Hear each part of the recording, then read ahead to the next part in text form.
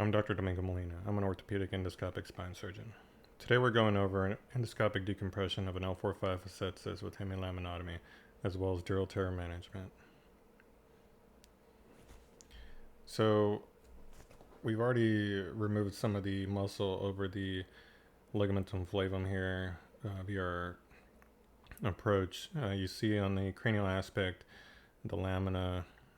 This is where we begin our hemilaminotomy with the 4.5 millimeter diamond burr. I like to extend my hemilaminotomy cranially and laterally till I get to the insertion of the ligamentum flavum. The drill runs approximately 10,000 RPMs, significantly better than the previous drill. And I'm using a Joymax Lesis working tube currently. And so the diamond burr is kind of my drill of choice. Remember in these videos that I really wanted to highlight some of the issues that potentially new endoscopic spine surgeon would get into. There are a lot of videos out there that don't go over actual real life scenarios. A lot of them are simple, discectomies, posterior cervical foraminotomies. I was always wondering, well, what happens when you get a dural tear? And so in this video, I'll go over some of those things that a new surgeon who potentially may not have mentors nearby may get into. And so this may be some of the reason that people don't want to get into endoscopic spine surgery. And so luckily I've had many mentors like Peter Derman, Paul Hull, Raymond Gardaki, and they've been excellent in helping me kind of really be successful as a new spine surgeon coming out of fellowship. And so you see here I'm still extending my hemilaminotomy cranially. You do have to wipe the drill bit off occasionally, as some of the soft tissue will get stuck to it and kind of obscure your view when you're in the working tube. So I want to extend it cranially until I get to about the ligamentum flavum attachment, as well as laterally.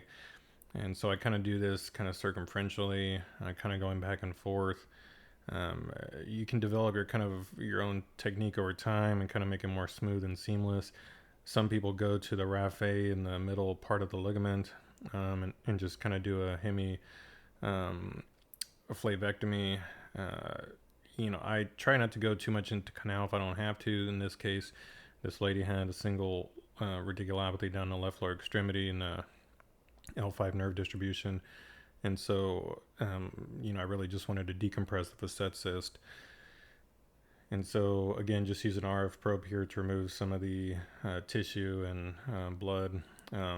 When you use the RF probe to remove some of this tissue or kind of shrink it down with the vape setting, then that can kind of give you a better idea of where your bone edges are. And so that's what I'm doing here, so I can get a better idea of what I need to continue doing as far as my hemilaminotomy and how much I need to extend it cranially and caudally, as well as laterally. So I do try to feel the cranial aspect of the L5 lamina caudally. I want to make sure that I can get all the way down, kind of not necessarily pedicle to pedicle decompression, but really I can get a sense of how cranial, how caudally I need to extend my decompression.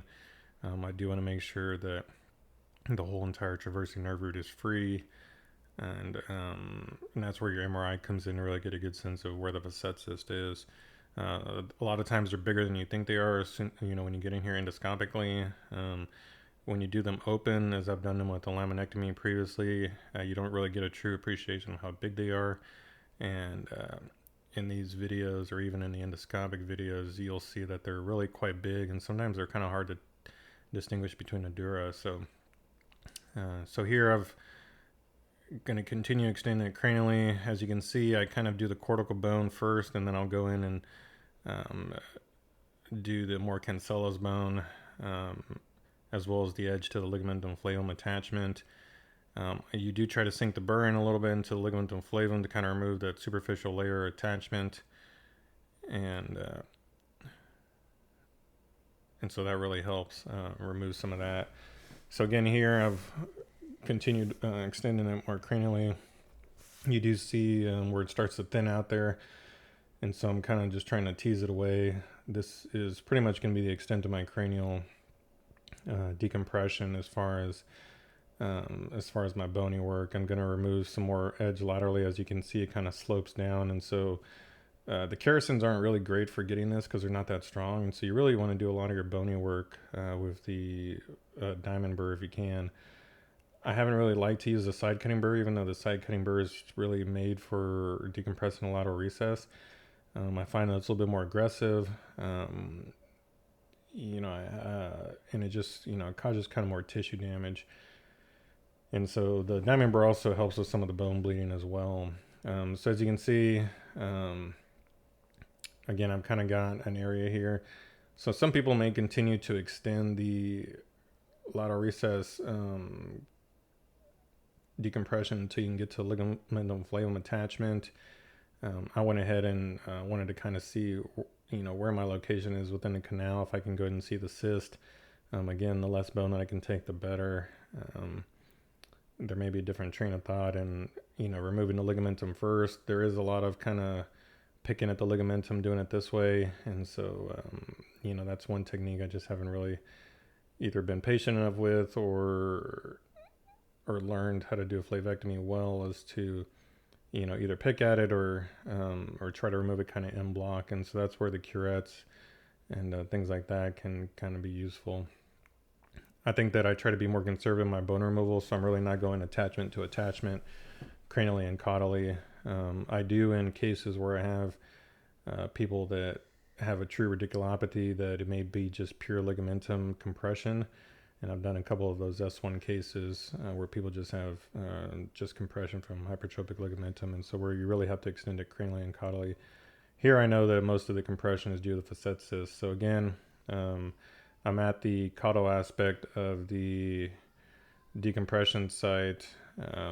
I've gotten my, I can feel the cranial aspect of the L5 lamina there.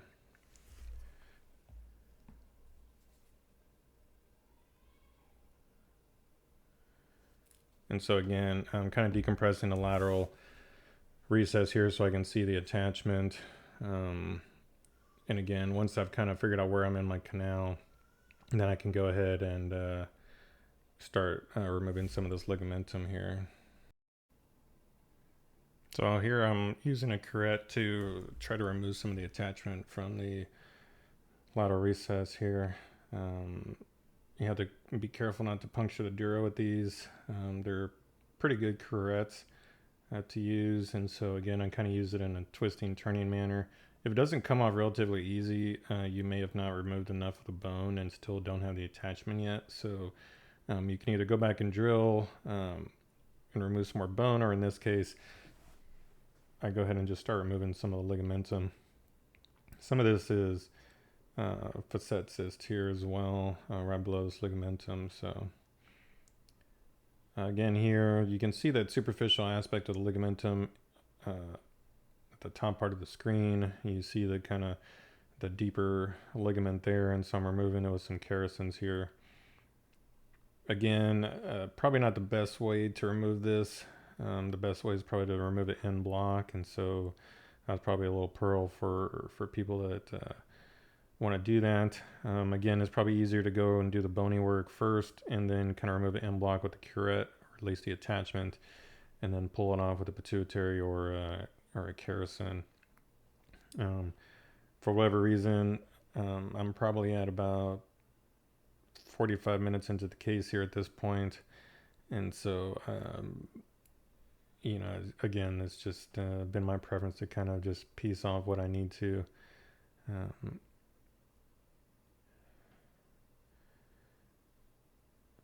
The side cutting burr would be good and useful for that. So here I can feel the cranial aspect of the L5 lamina, and again, I'm removing, trying to remove the superficial edge. Again, these kerosins aren't great, so you really can't grab a whole lot, as you can see here. I'm kind of trying more to take little chunks of it. And so, again,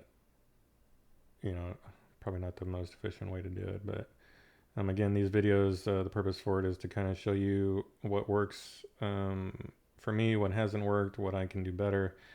And so again, I don't think there's a lot of these videos out there that kind of show, real world how it is to develop an endoscopic program. So here is where you can get into a little bit of trouble. And so you can use the punch. Hofstetter talks about it in his book about, using the punch to remove some of this ligamentum. As you can see, it kind of pushes down, and so it's good for big pieces. But you'll see here in a minute what most likely happened. And so I have started to use the punch a little bit more to remove some of the ligament. And you can see it can be removed in chunks. You do have to obviously be careful with the dura underneath. And so right there, when you don't see the edge or the tip of it, then you can run into issues. And so I'm using the pituitary to remove some of the epidural fat. This is probably the most annoying part of endoscopic surgery. There is not a great way to do this. And so there you can see, I don't know if you saw the hint of it, there's a little punctate dural tear, and was most likely from my punch that I was using earlier. And so these can really freak you out when you're first in practice and you're like, oh my gosh, I'm doing an endoscopic procedure and I have a dural tear, what do I do? And I couldn't really find a great consensus on what to do. I've actually tried to put Duraseal down the tube, and of course that doesn't work. It just gels up into the working tube. And so we'll talk a little bit more in the rest of the video about what I do for this. I'm removing the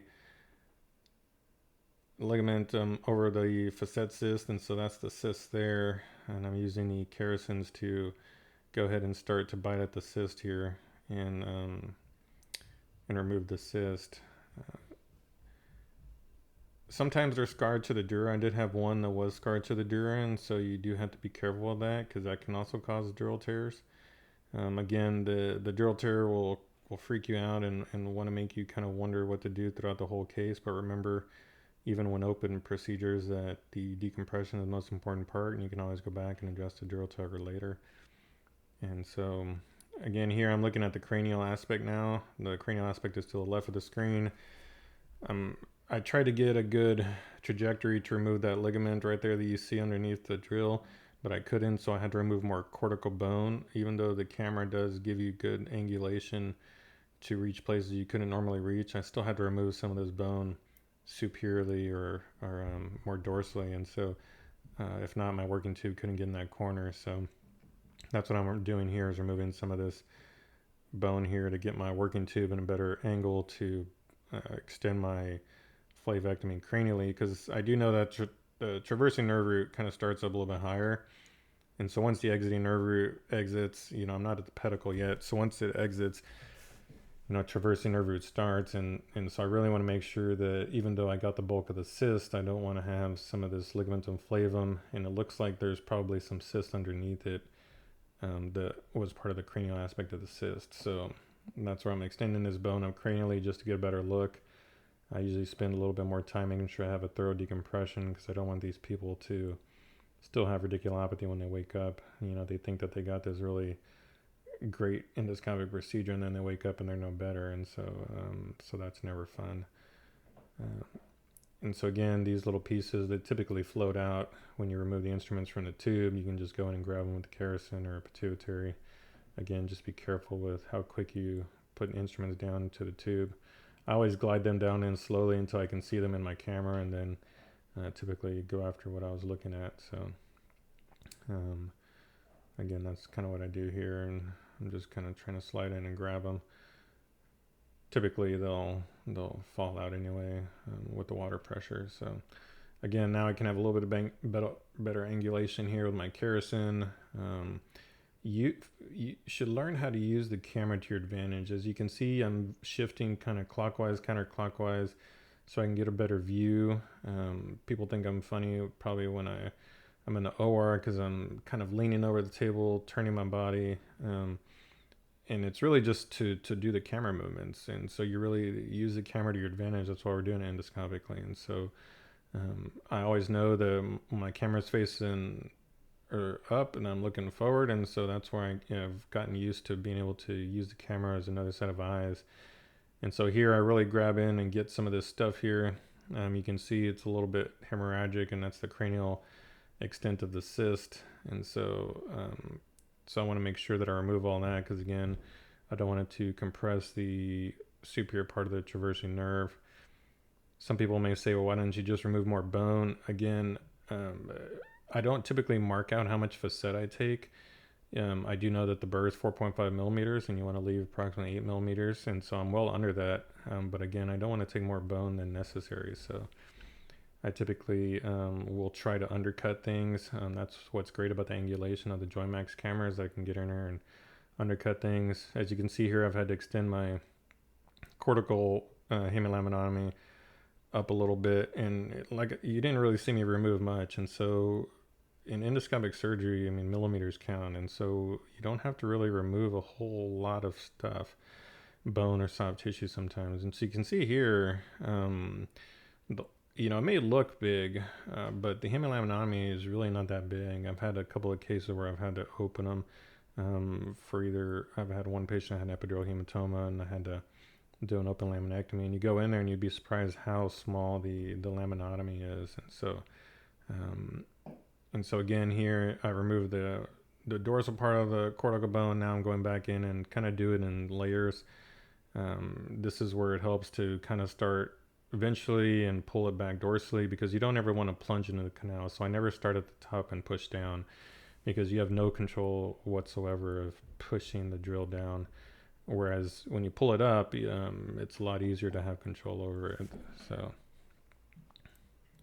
So again here, I'm just further extending my laminotomy cranially to try to continue to access this ligamentum. I was thinking that was a little bit thicker than I would have liked, and there's probably a little bit of some cranial extent of the cyst there. And so as you can see here, the diamond burr does get really close to the dura. It's kind of experience on how you know how close you are to the dura. As you can see, I didn't have any issue with the dura right there. And so it's just based on experience. I try to really keep that most outer diameter of the burr right at the bone edge where I'm trying to cut, and that'll typically keep you pretty safe from the dura. You can use a side cutting burr for kind of areas like this if you want. I'm at a surgical hospital, so I typically don't want to spend too much money if I don't have to, and so I'll try to pick which burr I want to use at the beginning of the case, and it's typically the diamond burr. But these burrs are expensive and these cases don't reimburse much. So if you use a bunch of burrs and you have dural tear and you use Duraseal, and then by the time you know it, you didn't make any money on the case for the hospital. And so that's something to think about when you're doing these cases, and people typically don't think about that in private practice or bigger centers. So as you can see here, the nerve is decompressed. The water pressure is pushing the dura down a little bit, so it's hard to distinguish the traversing nerve root there, but that is the traversing nerve root right below. And so good decompression here. Again, my management for the dural tear is I kind of really just leave it alone, to be honest. It's such a low pressure system, and you don't do any muscle cutting, and the incision is so small that really it's kind of a high pressure soft tissue environment for a low pressure system. And so this patient went home same day, didn't keep her flat. I do a watertight closure of my incisions for everything. I'll do subcuticular 3/0 monocryl, and then I'll do Dermabond over that and waterproof dressing. I've never had an issue with the patient having a post-op headache or any CSF leak. Like I said, in the endoscopic spine surgery, these are so small. I've actually tried to lay dural graft and Duraseal down in there. Even I've tried to just put the Duraseal down the working tube, and it's virtually impossible. So as you can see here, I really remove, again, this lateral recess. You can see the lateral edge of the traversing nerve root there next to my kerrison. And so again, even though I got the cyst, I'm still removing that here. And the kerrison is good for kind of bony work like this. Once you remove that harder cortical bone or the harder bone of the facet, and then you can go in and use the kerrison. But again, it's not great for just bony work on its own. That's where the diamond burr comes in. So you can see that nerve was pretty irritated with that facet cyst compressing it. It's pretty red there. I tell the patients that they may have some radicular symptoms on and off following surgery. I'll get some patients that kind of about a week out, they'll start complaining of nerve pain again, and it typically resolves. Patients, by the time 3 or 4 weeks come around, they're typically feeling pretty good. And so you can see the traversing nerve root beginning to branch off and become the exiting nerve root at L5. And so again, endoscopic surgery has really changed my appreciation and understanding of anatomy. spine surgery, we think we know anatomy well, the spine, but I don't know, until you're in the camera and the endoscope is just really interesting to really see this anatomy, because you can't even see this with a microscope, and so it's really good to get down in there and see how these things are kind of in their native environment when you're not doing a lot of destruction to the soft tissues during big open procedures. So it's really helped me even in my open procedures kind of know where anatomical structures are. So as you can see, I kind of went back. I kind of go back and forth sometimes. Maybe it's just because I don't have good workflow, but I typically like to just go back and check. And maybe it's me being actually OCD, but I like to go back and check that I'm decompressed everything. As you can see here, I still see a little bit of that hemorrhagic cranial extent of the cyst. And so I'm removing that with the kerrison. I just really want to make sure that this patient doesn't come back. She's a little bit older. She's 68. I don't want to have to put her through an open procedure or fusion. And, these patients, you really talk up endoscopic surgery. And so these patients kind of have a pretty high expectation of what they're going to get. And, it's like with any surgery, there's risks involved, and sometimes things don't go the way you want them to go. But by and large, endoscopic surgery has really changed my practice. Patients have gotten really good relief, and I think honestly now when I do an open hemilaminotomy, which I rarely do now, to me it's a pretty morbid procedure, just really dissecting all that muscle off of the bone. So I do this 99% of the time when I can. So again, here removing a little bit more bone. As you can see, there's still that little piece of that cranial cyst that I'm trying to remove. You can see how that burr is pulling in some of the ligamentum, and so that's why you really kind of want to stay up above the dura, and it's really just experience and how far above the dura you are with the drill bit. I don't spend a lot of time with the drill bit running it down there like that, just to make sure that I don't get a dural tear. And then like you could see, I'll pull it back up dorsally, and that's how I'll go up and down with the drill. The drill does run a little bit hot in your hand, and so sometimes I'll have to give it a little bit of a break because I'll feel it on my finger. When you're kind of supporting the drill, because you do have to support the drill from it going up and down through the working tube, it'll run hot in your finger. So again, I'm kind of just smoothing everything out here, just making sure everything's decompressed. I'll go ahead and start using some kerricins to get the rest of this piece here. And sometimes you have to tell yourself that you're done with the decompression, because you could spend all day in here chomping at things. And so that last bite was really what I wanted to get after. I'm gonna eventually stop here. It is tedious work for the OR. They'll sit there and just watch you pick at this stuff, and they don't really know what you're doing. And so sometimes I'll talk to my scrub tech and just kind of tell him what's going on. He's been doing spine for 30 years, and so we'll both talk to each other, and I'll say, hey, look at this, look at that. I'll go over the anatomy with people, because that's the nice thing about this procedure is they can all see what you're doing. And so it's good to kind of talk to everybody. I'll talk to the nurses and the anesthesia staff and just say, hey, look at the nerve, or hey, look at this big disc herniation. And so it's good to kind of keep people involved like that. But as you can see, we've definitely got a better decompression. You can see that lateral edge of the nerve there. And so this is going to be the money piece there. Maybe one more. But, how much of this is really impinging on a nerve? Obviously, you can see not a lot. But again, I'm just being a little bit OCD and trying to remove some of that. And so don't be too eager to take bites. Like you can see, I kind of have to keep myself from going in and taking a bite. When that ligamentum flows up into your camera view, go ahead and take the instrument out and let it flow out. Because if you try to take bites when your view is obstructed, you're going to get something bad. And so really try to be patient. And at the beginning, I was like, oh my gosh, it takes forever to take this ligamentum out. But you get in a good working flow. This case probably took about an hour and a half or so. Usually cases with a more bony work take a little bit longer. I'm going to go over some unilateral laminitis from bilateral decompression. The 1 levels are typically pretty efficient now. Here I'm going ahead and just making sure I have some of those bleeders controlled. again, that dural tear, you'll lose sleep over it, and you'll wonder, oh my gosh, what do I do, or what did I do, or what should I have done? Honestly, I try not to think about them too much. As you can see, the tube itself is less than a centimeter, and so that dural tear is probably about a millimeter or so. And so it's really not something that, even though it looks huge there, I'm not too worried about. So thanks for watching my video. I hope you all had a good experience learning about what went well and what could have been done better. These videos are great because, again, there's not a lot of information out there on new endoscopic spine surgeons and how to deal with kind of either tough cases or complications. So if you all have any questions, please give me a shout out, and I'll be happy to answer them.